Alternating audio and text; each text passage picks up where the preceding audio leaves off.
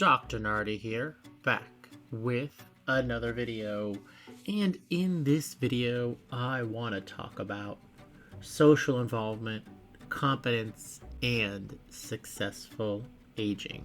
But before I do that, make sure you hit that subscribe button, enable notifications, smash the like button, leave a comment below. You all know the routine. So let's get started. So in this video, as I said, I want to talk about social involvement, competence, and successful aging. Let's face it, everybody, we are all getting older every day. We are all aging. And to do that successfully, there are some important factors that we should all keep in mind. And when I refer to successful aging, I'm talking about a pathway through late life that focuses on positive outcomes through health and social engagement, and the goal is to achieve well-being. Now, older adults experience changes and are adept at developing ways to compensate for them to continue living full and productive lives, because that is our goal, right? Is to not only live, but live a full and productive life. Now you might be thinking, what factors are important to that? Where can we turn to get answers? And to that question, I say we need to turn to some research and to some literature. Now there's a theory out there called continuity theory. And this theory states that people tend to cope with daily life while in later adulthood by applying familiar strategies based on past experiences to maintain and preserve both their internal and external structures. Now, what the heck does that mean? All that means is that people later in life tend to participate in activities as they did earlier in life in adulthood. Often the activities we were good at, the activities we enjoyed, we continue those on in some kind of capacity as we reach older adulthood. Another theory out there talks about competence and environmental press. Now, when I say competence, I am basically thinking about the upper limit of a person's ability to function in 5 domains, if you will. That's physical health, sensory, perceptual skills, motor skills, cognitive skills, and ego strength. Now, these domains are viewed by researchers as underlying all other abilities and reflect a biological and psychological forces. Now, the environmental press term refers to the physical, interpersonal, and social demands that the environment puts on individuals. Physical demands might include having to walk up 3 flights of stairs to your apartment.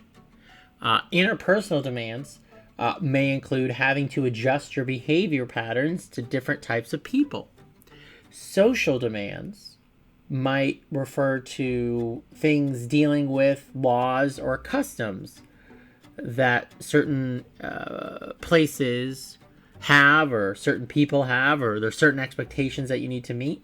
And these aspects of this theory also reflect a biological, psychological, and social forces. Now, the thing with this competence and environmental press you have to keep in mind is that both competence and the environment pressing on you and changing changes as you move through life, right? Think about it. When you were 5 years old, you were very, well, let's say not as capable as you are now, right? If you're 25, right, you're much more capable than you were at 5. And maybe 45, you have different capabilities, and 65 and 85, you get it, and so on and so forth. So the demands, though, by the environment also change with your age. Thus, we talk about the competence and the environment, right, and how that life cycle interacts with the environment and your competence. And what we're hoping for is positive effects.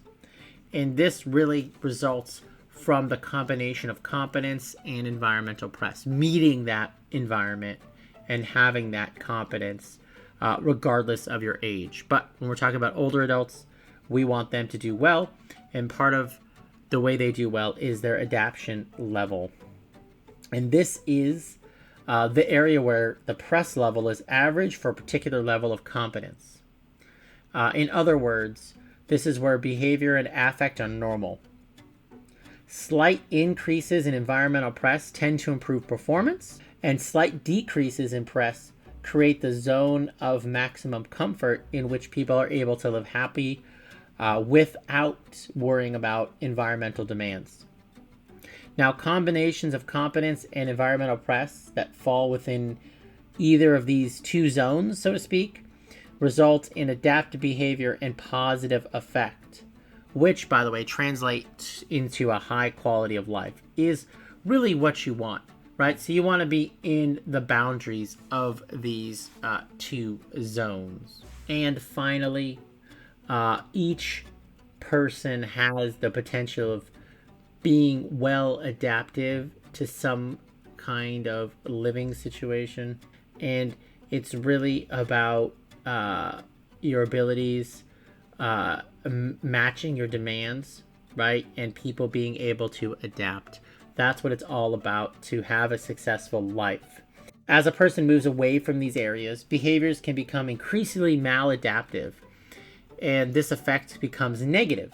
For example, too many environmental demands on a person with low competence and too few demands on a person with high competence both result in a maladaptive behaviors and negative affect. So you want that balance. When there's a mismatch, people do not do well. Now, with that said, that's it for this video. I hope you all enjoyed it. Please like, subscribe, and share. I will see you all in the next video. Take care. Bye-bye for now.